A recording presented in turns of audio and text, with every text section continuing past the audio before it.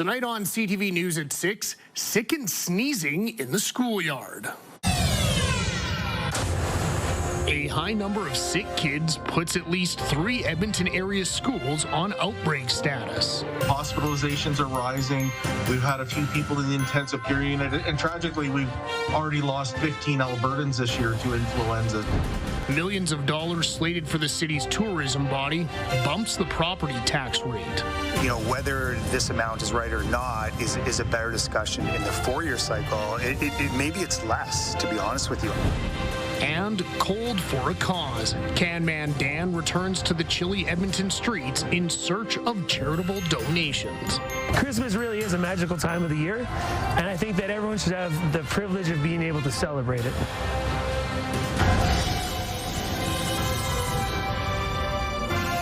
CTV Edmonton, local breaking news with Brendan Purdy. Good evening and thanks for joining us. At least 3 Edmonton-area schools are on outbreak status due to a high number of kids that are sick. It comes as cold and flu season ramps up across our country. As CTV's Nicole Weisberg reports, that has healthcare workers urging Albertans to protect themselves ahead of the holidays.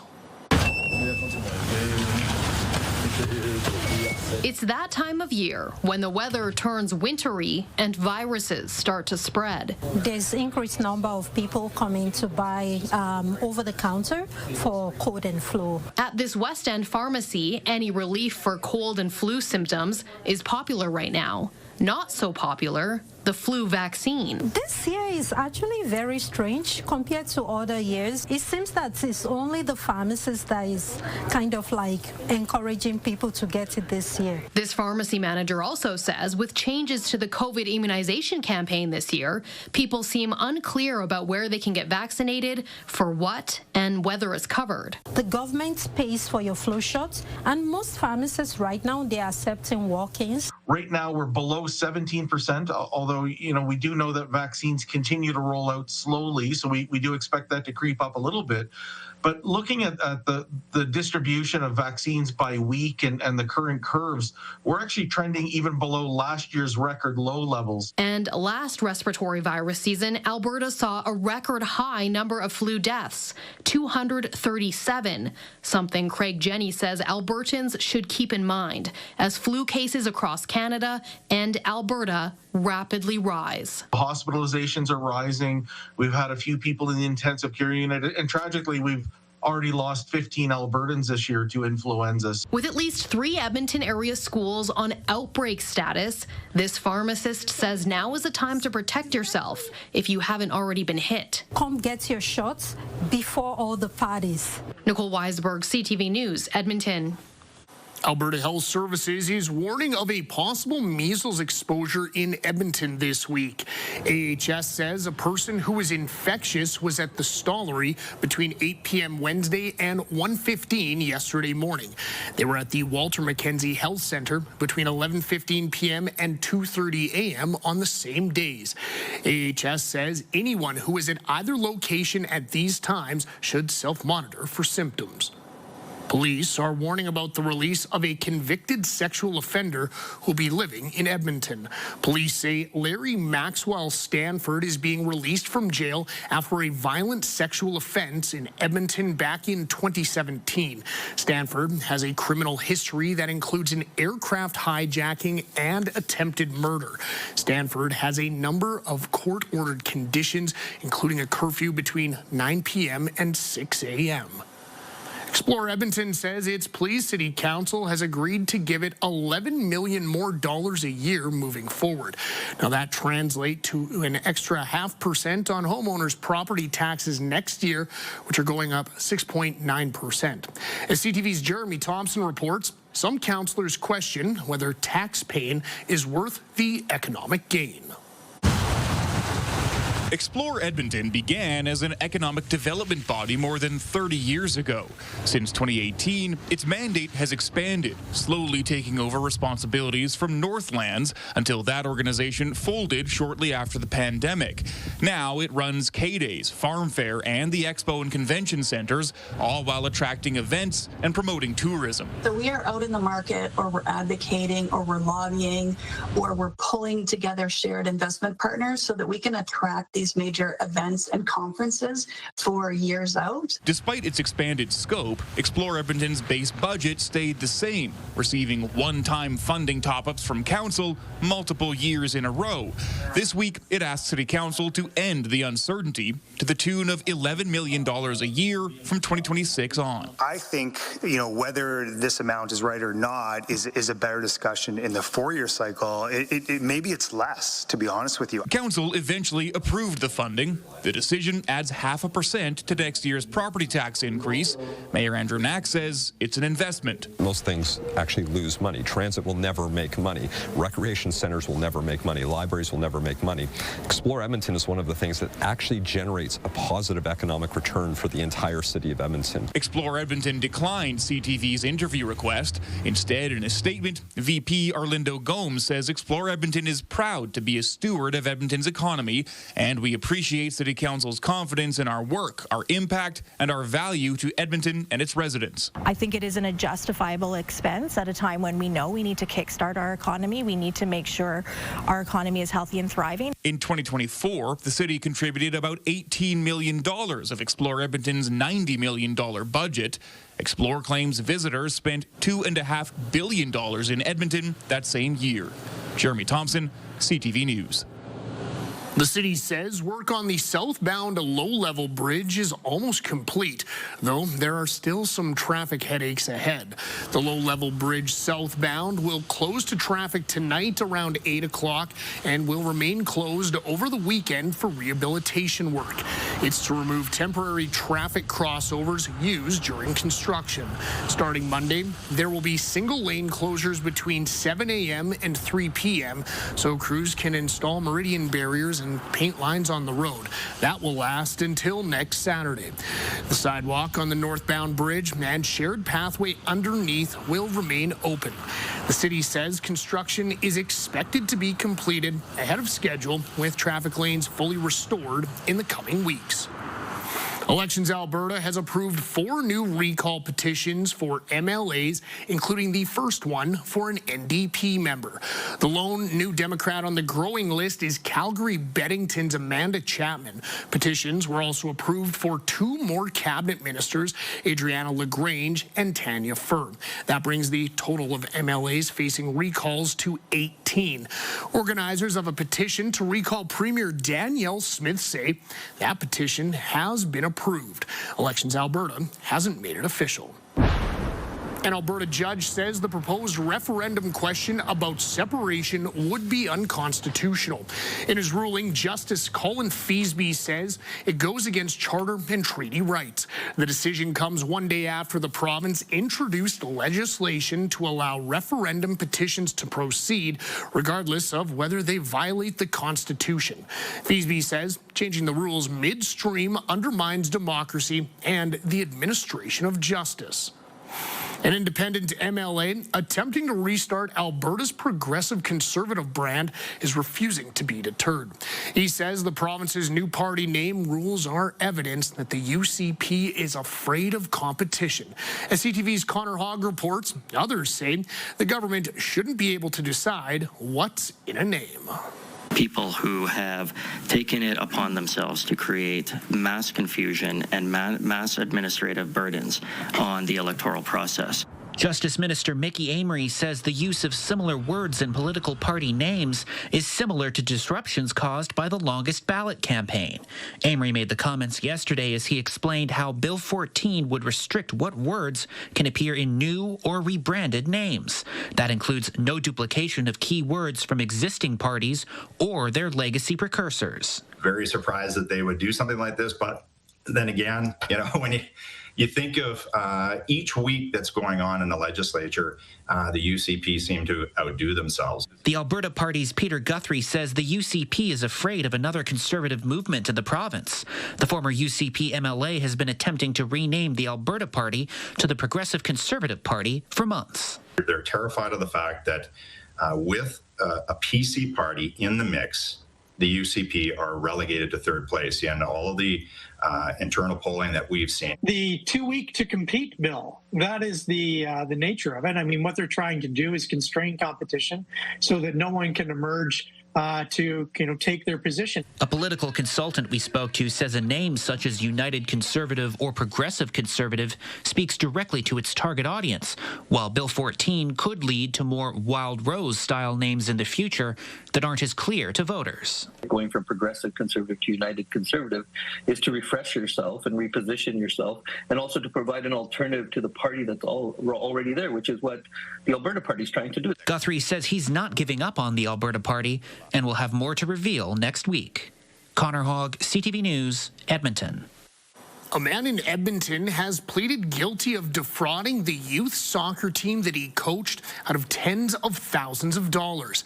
As CTV's Amanda Anderson reports, the team still managed to reach an international tournament and come back champions. The former head coach of an Edmonton youth soccer team made a brief appearance before a judge this morning. Randy Nodell pleaded guilty to defrauding the team out of about $37,000. Well, we're really relieved as a team by the guilty plea today. Obviously, we feel that that's a good step forward. We're just hoping his sentencing, sends a clear message that crimes against children and families won't be tolerated. In an agreed statement of facts, the court heard between July 2024 and February 2025, Nodell made e-transfers from the team account to himself, falsely claiming it was reimbursement for costs he incurred for the team's travel arrangements to a tournament and Alberta Soccer Association fees. It was money the young player spent 2.5 years fundraising to travel to Las Vegas for a tournament. The kids were devastated. We found out on a Monday and they were supposed to leave Friday, and so there was a lot of heartbreak, tears. It was really hard to explain to them, because they're 10-year-old kids and they've been looking forward to this. The kids missed out on that tournament, but kicked into action to fundraise for the second round of the tournament. A GoFundMe raised what they needed in 24 hours. The Edmonton community has stepped up huge. I think they really felt bad for the kids and they just backed us up, jumped on board, and it was just so amazing to see. The team competed in the Vegas tournament at the end of October, going undefeated to bring home the cup. Their hearts were just all in it, all that extra work and fundraising and just the disappointment of everything. They really were enamored by, the Edmonton community stepping up for them, and they just wanted to bring home the gold for everybody. Nodell is expected to be back in court in February for sentencing. Amanda Anderson, CTV News, Edmonton. Can Man Dan is back outside, braving the elements to raise donations for both the food bank and Santa's Anonymous. Dan Johnstone kicked off his first leg of his 10-day camp out at Toys R Us on Gateway Boulevard early this morning. It's the 15th year that he's gathered both food and toy donations for children over the holidays. As a former recipient of the food bank and Santa's Anonymous, he's thrilled to see the event grow year after year. I never in a million years thought that Edmonton would keep me around this long or keep me, relevant, but they have. And it's just so crazy because back then I was just some kid with a dream. I just wanted to do some good. And now Edmonton has put their faith in me year after year, and it's just such an honor to do it for them. Can Man Dan will be outside Toys R Us now until Sunday at 6 p.m. He'll also be outside a number of Sobeys locations throughout the month. He's hoping to raise 50,000 pounds of food and 50,000 toys this holiday season. All right, time now to check in with Josh, who is out and about this evening down at Independent Jewelers for Toy Mountain. And how are things shaping up down there this evening, Josh? The mountain is growing. Yeah, we're, as we do for the last 10 years, helping to support Big Brothers, Big Sisters, BGC, Big Brothers, Big Sisters of Edmonton-area. And we have some great partners in this. Obviously, we love when our viewers donate, but we couldn't do this without the support of partners like Independent Jewelers. And we've got Heather Cabral with us. How are you? I am absolutely fantastic. Is that because you're holding this beautiful crystal figurine? I know. I'm a little bit nervous because it's worth $1,400. Yes. It's a donation from Swarovski, sponsored from Swarovski, and it's a giveaway for anybody who drops off a toy to help build our toy mountain. Which is looking fantastic, by the way. It's amazing, actually. We're so lucky. Customers have already brought bags of toys in. And, of course, the owner, Jerry Gilroy, tops up the mountain all the time, too. So it's really wonderful. There are other ways that people can help support, aside from stopping by and dropping off a toy. You've got the online sales and then the top-ups. Absolutely. So online sales, so all 5% of all online sales is going to go to build the mountain, as well as if you do shop in-store, you can top up your purchase, and that cash will go towards the mountain as well. Okay. And if you're shopping online, it's independentjewelers.net. Heather, thank you. And thank you for holding this and not making that. No, I will drop that, and I want no part of that. Thanks to Independent Jewelers for helping us out yet again this year. There's Heather, and that's actually, I like that piece of crystal right there. Take a look outside right now with the temperatures around the Edmonton region sitting in the mid-minus teens. Everything has frozen over. It was really sloppy. I mean, yesterday we were still slightly above zero at this point. Now we're at minus 16, and even colder with the wind chill, minus 15 to minus 18 outside the city. Look at the wind chill, minus 21 in Edmonton right now. There's the snow still falling in the Edmonton region. We'll probably see that for at least a few more hours, then a break, and then some more snow late in the day tomorrow. And temperatures stay on the cold side. Minus 18 tomorrow morning, minus 15 in the afternoon with wind chill in the minus 20s all day. Full 5 and 10-day forecast in just a few minutes. Thank you for that, Josh. Still ahead, parents seek change. And it would have allowed us to talk to our children earlier and seek help for them. Pressure for a policy review in how serious incidents at daycares are communicated. And I don't see the railway being part of that conversation for this proposal. The town of Banff considers a plan to prevent the number of elk being killed near a railway track. Programming brought to you by Action Furnace. Fixed right or it's free. Brought to you by James H. Brown Injury Lawyers, the heavy hitters of injury law.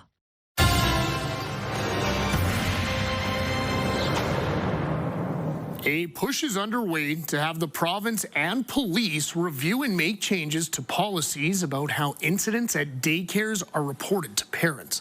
One parent says it's unacceptable to find out months after the fact that an employee at his child's daycare was accused of sexual assault. CTV's Amanda Anderson reports.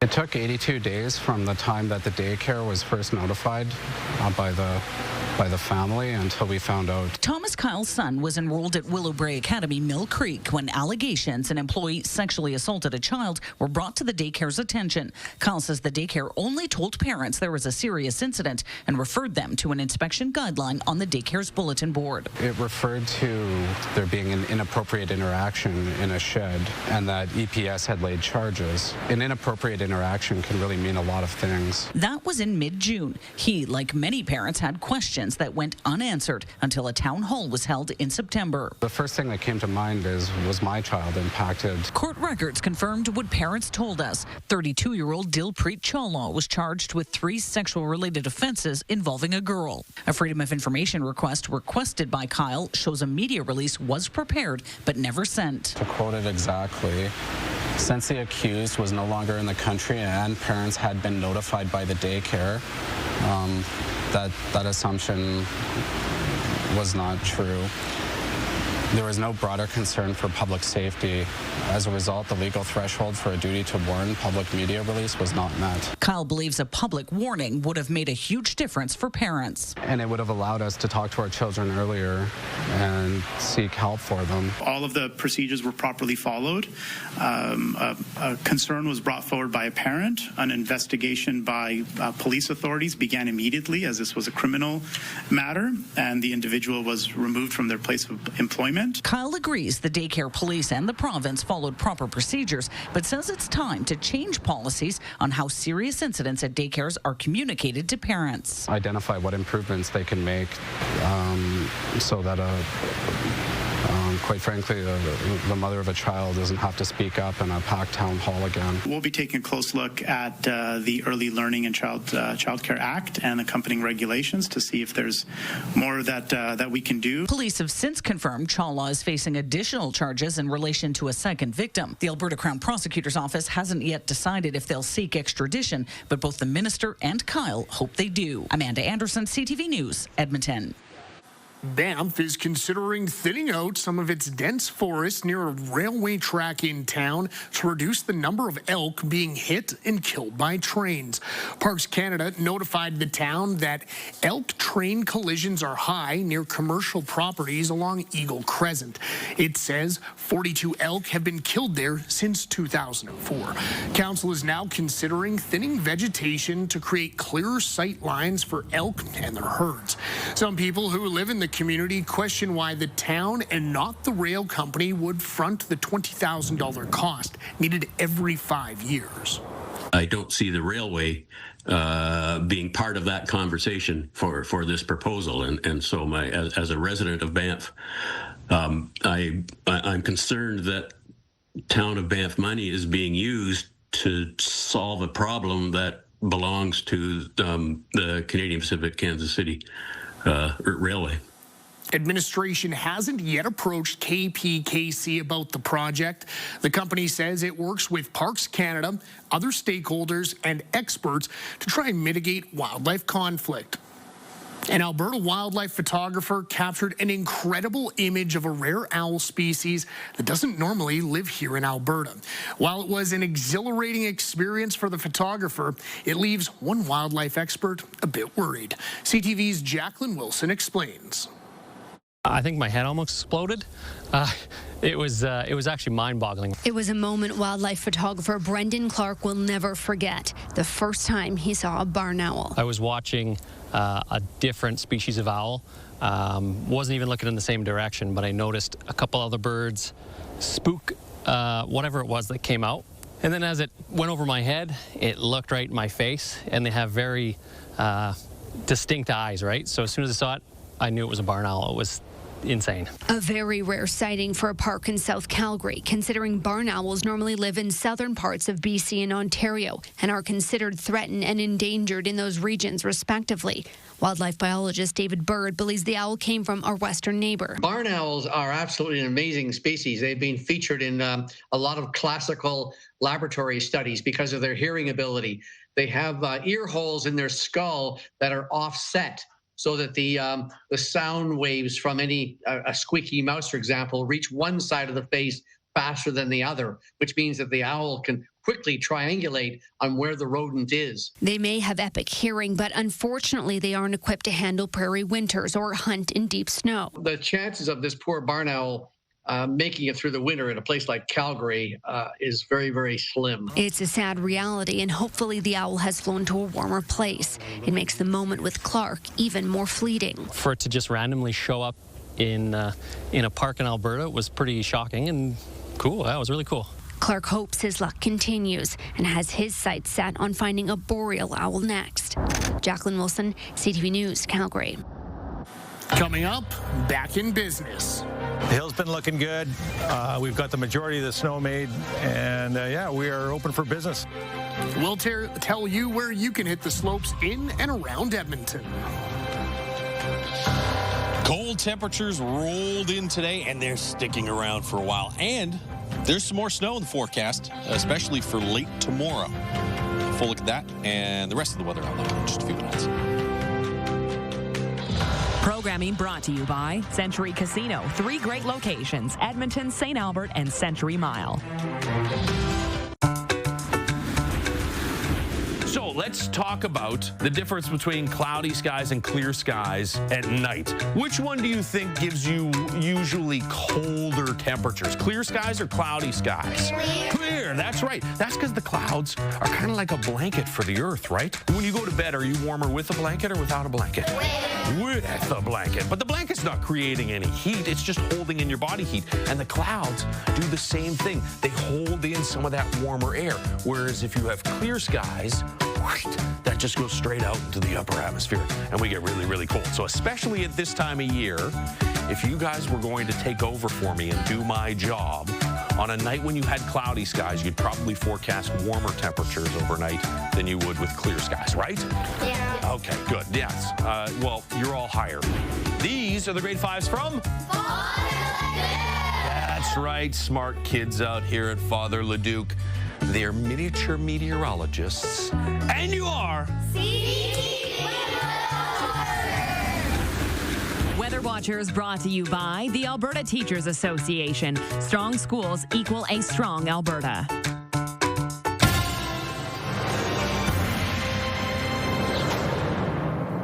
Snow is flying and skiing is back in season. Snow Valley has opened its doors for the year and things are already well underway at Marmot Basin. CTV's Merrick Cash reports. There's no shortage of powder at Snow Valley. The hill's been looking good. We've got the majority of the snow made, and yeah, we are open for business. Snowboarders and skiers of all levels are back on the hill after another off-season. I'm just happy to finally be out here. Snow's flying. I'm just really happy to be seeing everyone out here again. Yeah, I'm just, excitement is really the biggest thing. One day into the season, and conditions are already improving. Yeah, it's much better than yesterday because it's too icy. And then today, with the fresh snow coming down, it's much better. Staff at Snow Valley say it's been tough sledding making snow so far this year. Usually they start in October. This year they didn't start full production until last weekend. Weather dictates when we want to make snow.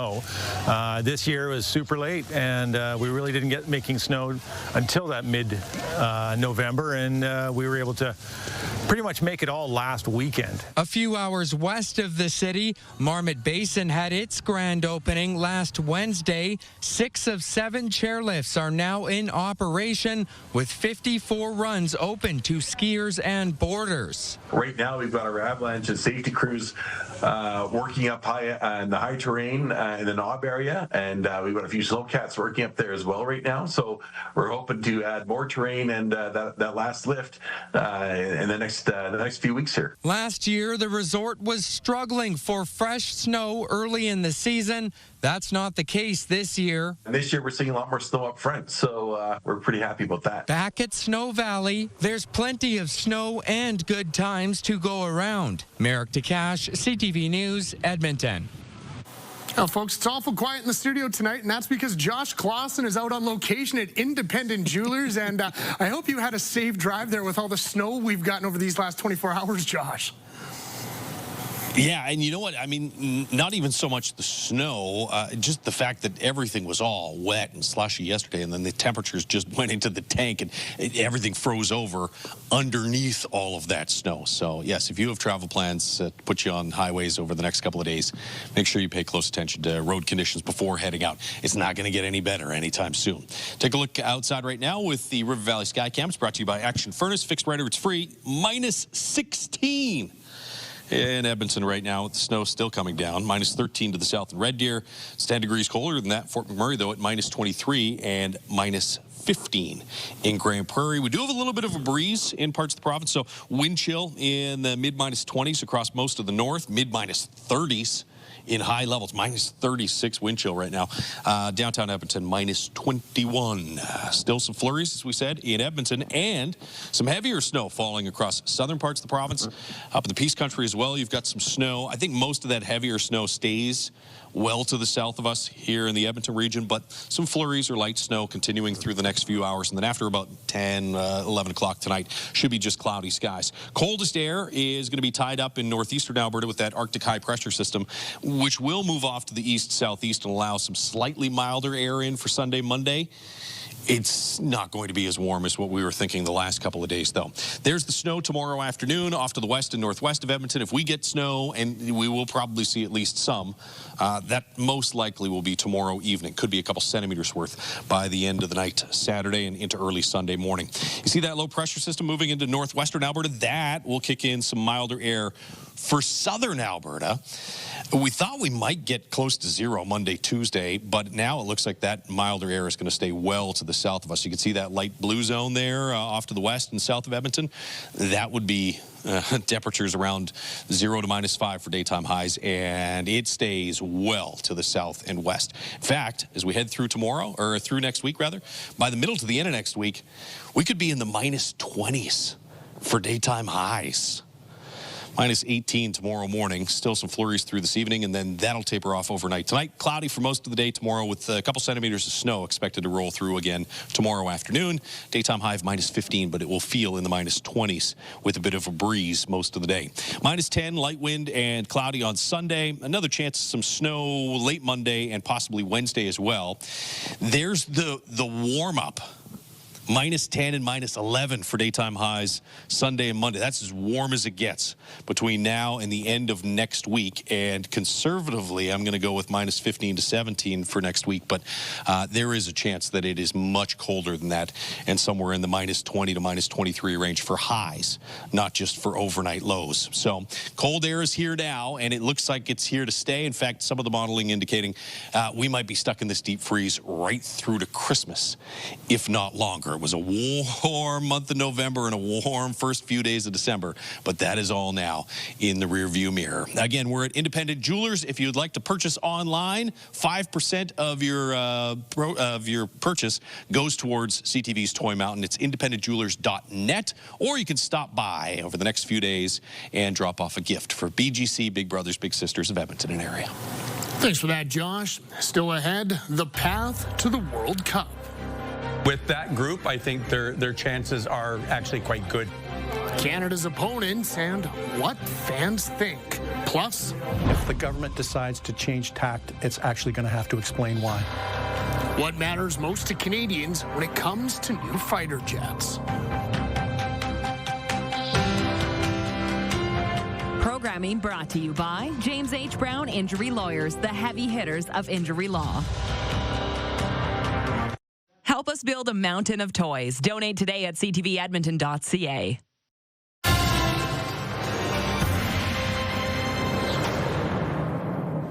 Canada has long committed to procuring 88 U.S.-made F-35 fighter jets. But in light of lingering trade tensions, Ottawa has been looking elsewhere. Sweden has pledged up to 100,000 jobs if Canada purchased the jets from them.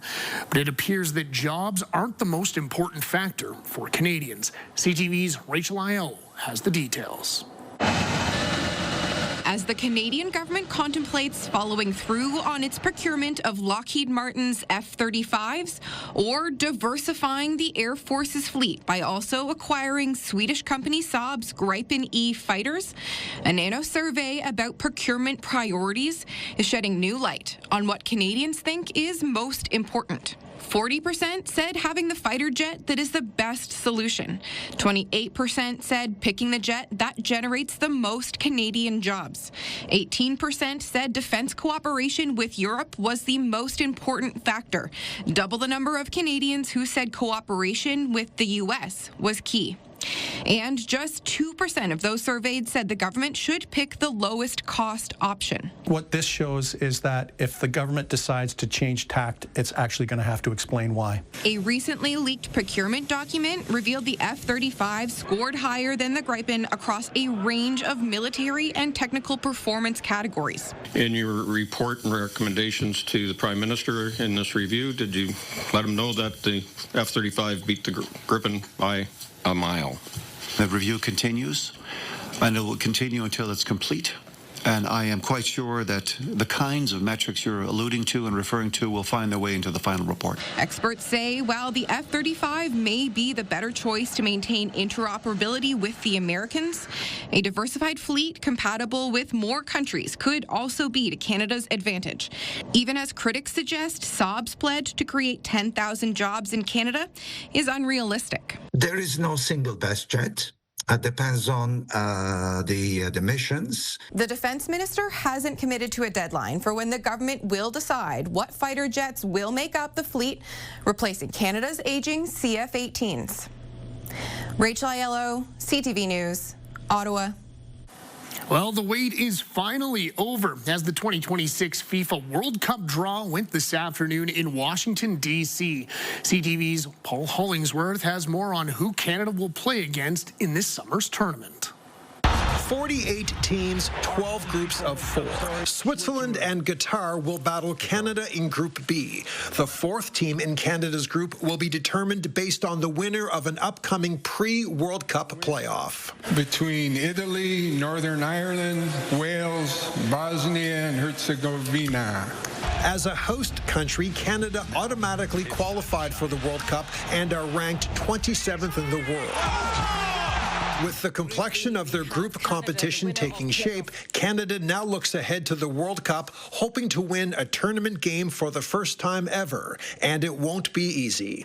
Well, obviously they got the toughest pot 4 team. We know that. We don't know who it's going to be, but thinking of it being a European team, and it could be Italy themselves, it makes it an extremely difficult game. But what an exciting match we're going to get in Toronto. I think the highlight is absolutely Qatar. Canada will play its first home match June 12th in Toronto before shifting to Vancouver for matches on June 18th and 24th. FIFA will unveil its full match schedule on Saturday, announcing all the games being played in Canada.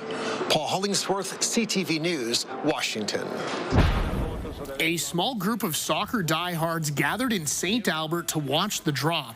The fans say the unknown team could be a problem if it ends up being the top 15 ranked Italy. Otherwise, they say this draw bodes well for our team.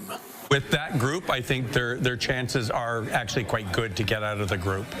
Even the top 2 teams in each group advance. Plus there could be playoff teams out of that. So there's a really good chance that they could move forward. So that's good. I'm glad for that. Production of the Olympic medals are taking shape in Italy as it gears up to host the Winter Games in February. I will produce 1,100 medals, which will be based mainly on 700 for the Olympic Games and 400 for the Paralympic Games. Machines are running all day to create the gold, silver, and bronze medals at the Italian State Mint. The medals are worth more than ever due to rising prices. Each gold medal will contain over $800 worth of gold, though getting one is, of course, priceless. Still to come, more jobs are added across the country for the 3rd straight month. We're also seeing a tremendous amount of contracts and temporary employees. What it means ahead of the central bank's final interest rate update of 2025. Find someone, a partner that you can really do this race with. Maybe it's your time. After all, Edmonton does have a history when it comes to Amazing Race Canada winners.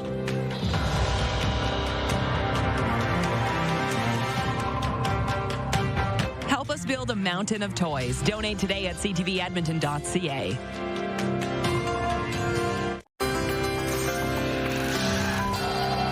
Time now for a look at today's markets. The Canadian dollar made some gains, trading for 72 cents to the American dollar. Oil was up 41 cents. It closed the day at 68 cents U.S. a barrel. $60.08 rather. Gold was flat on the day. TSX down 166 points, while the Dow Jones was up 104 points.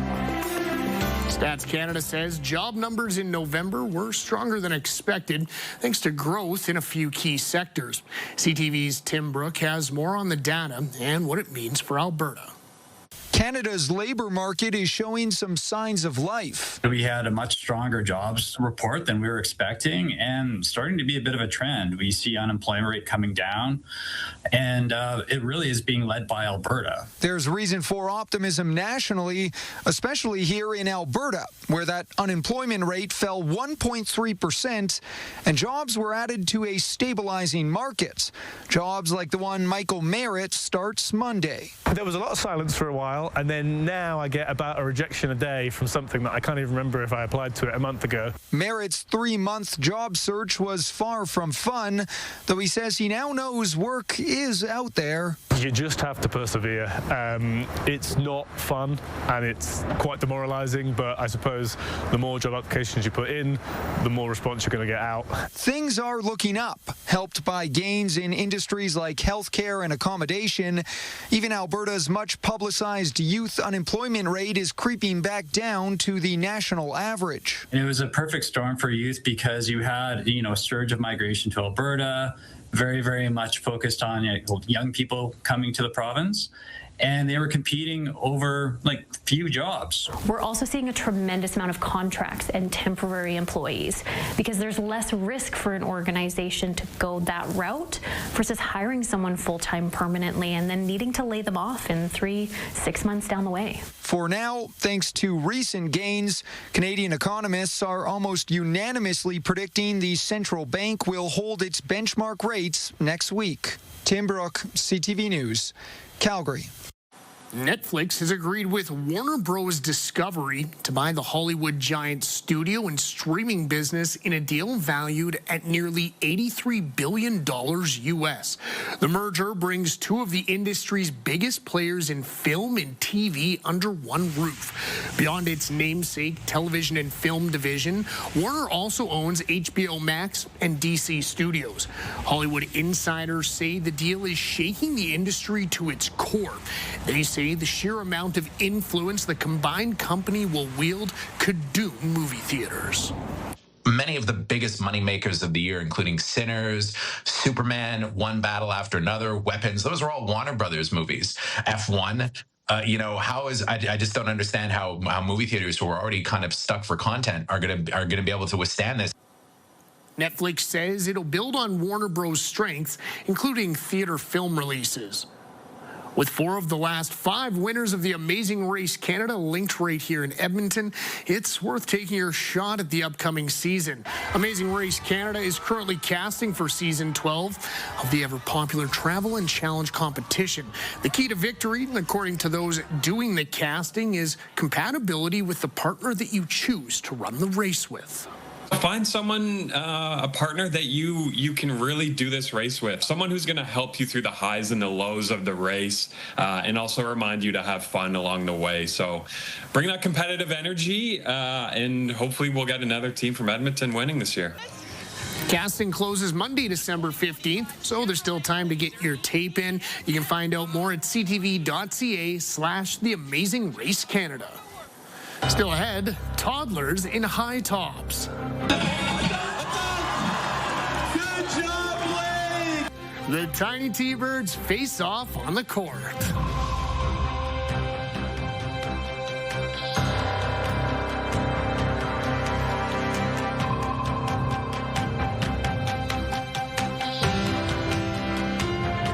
We've got another great night of entertainment coming up right here on CTV, starting at 7 with E-Talk.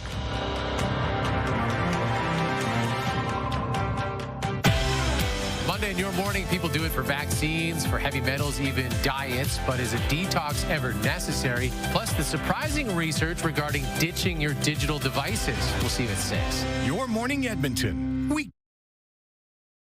Help us build a mountain of toys. Donate today at ctvedmonton.ca.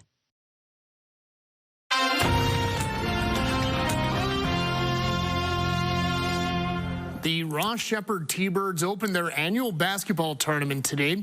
Now, while most players were wearing high tops, a few were still in high chairs.